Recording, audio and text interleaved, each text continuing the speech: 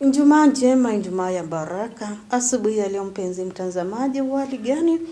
Ninakusalimu katika jina la Yesu Kristo. Bwana Yesu na asifiwe. Tumsifu Yesu Kristo. Karibu sana katika kipindi cha manyunyu ya baraka. Tuendelee na kubarikiwa kwa pamoja. Tuongelee ndani ya hayo manyunyu ili tukaweze na kupokea hizo baraka kwa wingi. Baraka ambazo tunaletewa kutoka kwa neno la Mwenyezi Mungu, kupitia hata kwa maombi na kupitia hata nyimbo ambazo tutaweza na kuzipokea. Basi mtumishi wa Mwenyezi Mungu yuko hapa tayari kabisa, ambaye ni Pastor Mary Kamau kutoka kanisa la ABC Kiatineni Pastoret Machakos Sub-Headquarters. Yuko hapa ili akaweze na kutuletea hayo yote na baraka za Mwenyezi Mungu. Karibu tubarikiwe pamoja. Mwenyezi Mungu, kwa ajili ya asubuhi ya leo, wapendwa watazamaji, naomba kuwasalimu kwa jina la Yesu. Hamjambo, nami si jambo. Karibuni katika kipindi chetu cha ibada ya asubuhi ya leo. Na tuombe kwa pamoja.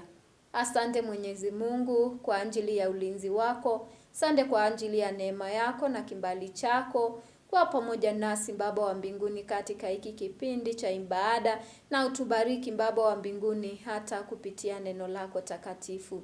Na ni kwa Yesu Kristo aliye Bwana na Mwokozi wa maisha yetu tumeomba. Amina. Tunaendelea na kipindi chetu ambacho tulisema mada kuu ya wiki ni kujitafakari na kukaribia karibu na Mungu. Tunapoangalia katika kitabu cha Luka mtakatifu sura ni ya 9 mstari ni wa 23. Neno la Mungu linasema nasi hivi: akawaambia wote, mtu yeyote akitaka kunifuata na anjikane mwenyewe, anjitwike msalaba wake kila siku. Akawaambia wote, mtu yeyote akitaka kunifuata na anjikane mwenyewe, anjitwike msalaba wake kila siku, anifuate. Bwana Yesu asifiwe. Tunaendelea na mada ndogo ambalo linatuambia ya kwamba asubuhi ya leo ni kubeba msalaba wako, ama kubeba kila mmoja kubeba msalaba wake, kama vile tumeambiwa na neno la Mungu ambayo tumeimaliza kuisoma, ambalo limetuelekeza ya kwamba mtu yeyote akitaka kumfuata Yesu Kristo ni lazima anjikane nafsi na anjitwike msalaba, ya kwamba awe mtu ambaye amejitolea.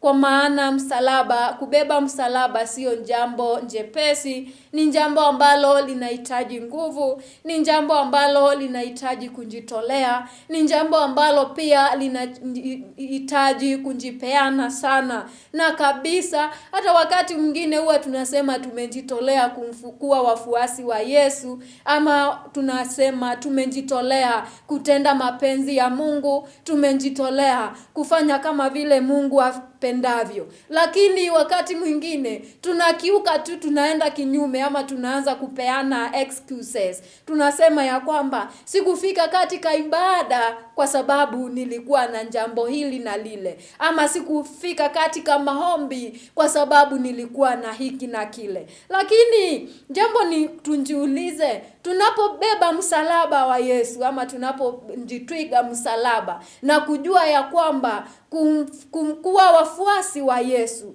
ni jambo ambalo linahitaji kujitolea. Tujionje watazamaji wapendwa, na tujiulize ya kwamba kama vile tunasema tumejitolea ya kweli, tumejipeana ya kweli, ama ni vile tu tunasema kwa mdomo lakini matendo yetu hayafuati maneno yetu. Ni vile tu tunasema kwa kujifurahisha kwa wengine, lakini maneno yetu hayafuatani, hayaendani na matendo yetu tunayofanya. Kwa hivyo tujionje kila siku, tujionje kila saa, tujue ya kwamba kujitolea na kujipeana kunahitaji hata kujipeana kinafsi, kunjitolea binafsi, tuache mlolongo wa watu ama tuache mlolongo wa kufuata wengine. Tujue ya kwamba wokovu ndani yetu, ama vile Yesu yundani yako peke yako, na ujue vile utakavyomtumikia, ujue hata vile utakavyofanya kazi ya Mungu, ama vile utakavyoendelea katika imani yako, ama uwe na imani thabiti kumfuata Yesu Kristo.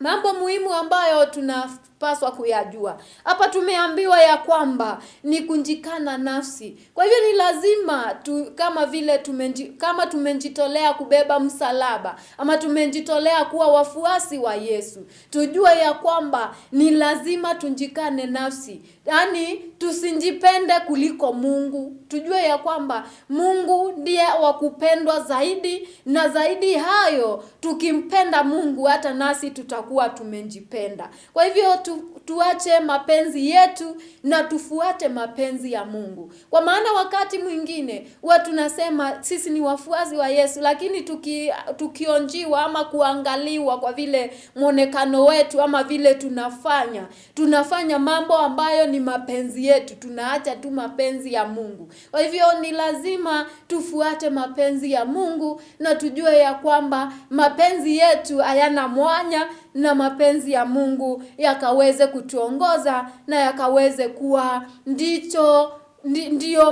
ndio jambo ambalo ni muhimu kwetu. Kubeba msalaba pia tumeambiwa tubebe kila siku. Tujue kila siku kuna mazito, kila siku kuna majaribu, kila siku pia kuna mangumu ama kuna mapito, na tujue ya kwamba hayo mapito yote ni msalaba ambao tumeamua kubeba, ama tumeamua kunjitwiga.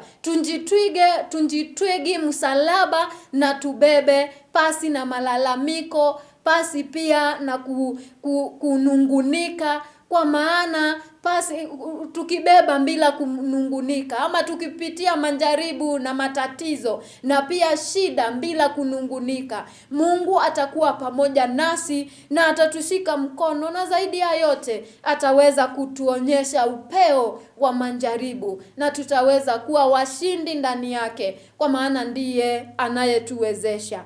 Jambo la tatu pia tumeambiwa ya kwamba kumfuata Yesu Kristo kwa uaminifu. Ni lazima tumfuate Yesu Kristo kwa uaminifu. Tuache mambo ambayo yanatufanya tusiwe waaminifu. Tuache mambo ambayo pia yanatufanya tusibebe msalaba, na tunjitwige msalaba na tubebe kwa uaminifu wote. Tukisema ya kwamba ili tufanye. Tukisema ya kwamba pia ibada hatutachelewa na ibada. Tuonekane watu ambao ni waaminifu, na watu ambao wanajua Mungu ni nani ndani ya mioyo yao, na watu ambao pia wanampenda Mungu, na watu ambao pia wanajidhania kuwa na Mungu ndani yao. Kwa maana pasi na Mungu, ama ukiondoa Mungu ndani yako, utakuwa mtu ambaye mtu ambaye hata hawezi kupendeza kamwe.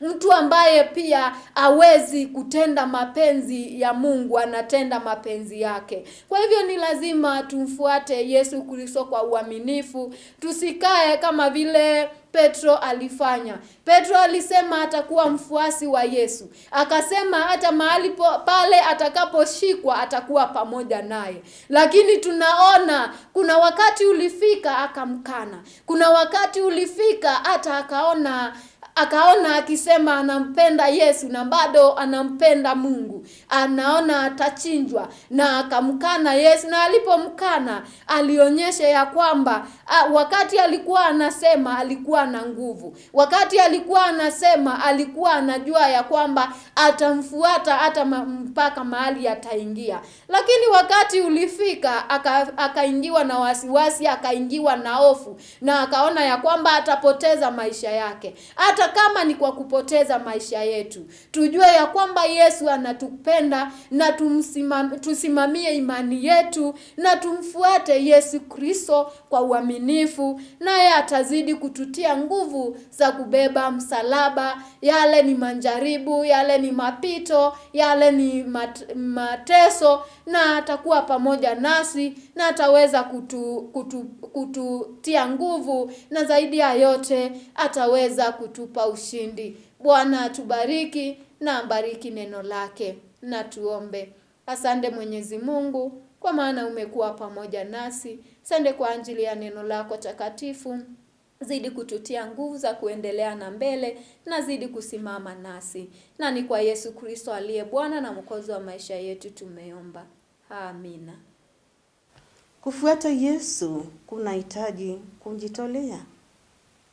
Kunahitaji mtu ambaye amejipanga ili akaweze na kukutana ama kuonana na dunia kamili. Kumfuata Yesu Kristo ni lazima mtu achukue msalaba wake. Inamaanisha kwamba tukaweza na kuweka mambo ya kidunia kando, tamaa zote ya dunia tukaweza na kuziweka parking chini kabisa, na tusahau na tufuate mapenzi ya Mwenyezi Mungu. Pia huyo mtu anafaa kuishi kwa ujasiri na uvumilivu.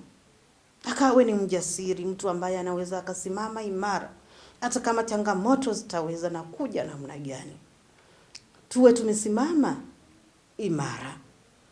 Tuwe na uvumilivu wakati ambapo majaribu yameweza na kutufika kwetu. Tukawe watu ambao wanavumilia.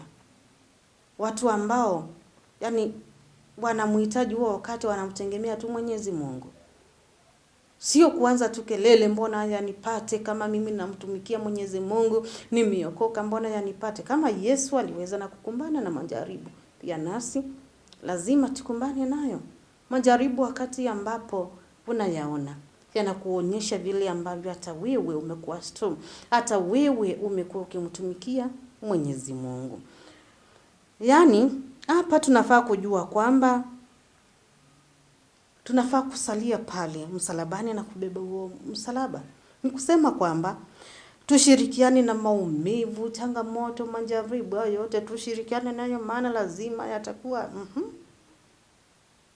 maana yatakuwa tutapatana nayo. So lazima tushirikiane nayo, na tujue kwamba kuna Mungu ambaye atakuwa anatusaidia huo wakati, ambaye anatupenda huo wakati wa majaribu, ambaye anatembea nasi hata huo wakati wa majaribu, ambaye atuachilii huo wakati mgumu. Tuamini na tujue hayo yote. Atubebe msalaba.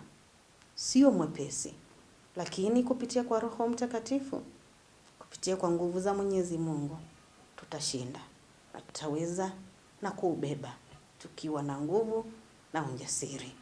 Ninakutakia wakati mwema, siku njema. Kwa ndugu zetu ambao huenda katika nyumba za ibada kuabudu Mungu, ninawatakia ibada njema, ibada ya baraka. Bye bye.